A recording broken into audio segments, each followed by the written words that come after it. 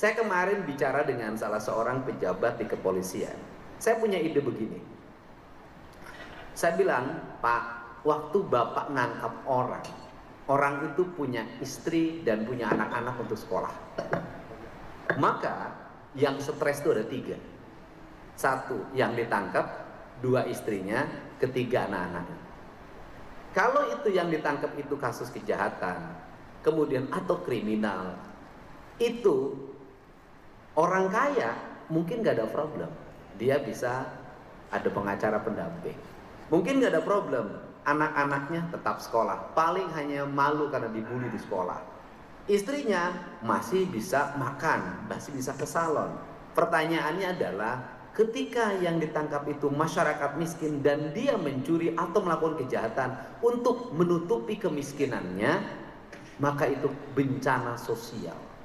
Maka saya memutuskan, saya bilang, ketika nanti saya dilantik jadi gubernur, saya akan meminta pada seluruh aparat penegak hukum ketika menangkap masyarakat, ekonominya ekonomi lemah, maka harus disesekkan kepada bupati, kepada wali kota, kepada kepala desa dan lurah, dan termasuk kepada gubernur. Untuk apa? Kami akan turun menemui keluarganya. Selama ditahan, kami akan jamin kehidupannya.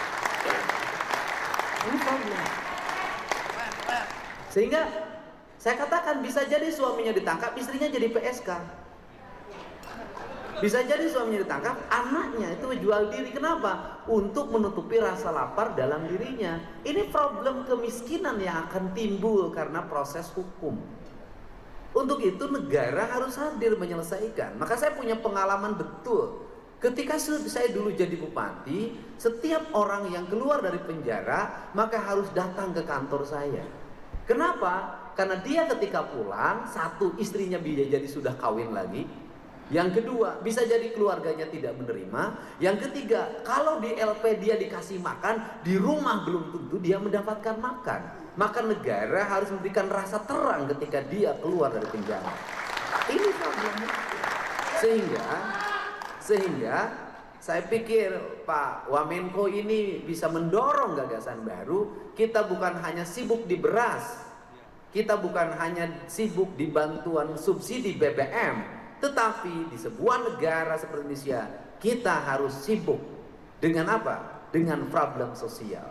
Tadi pagi, ibunya dari salah satu terpidana seumur hidup, Sudirman, meninggal dunia.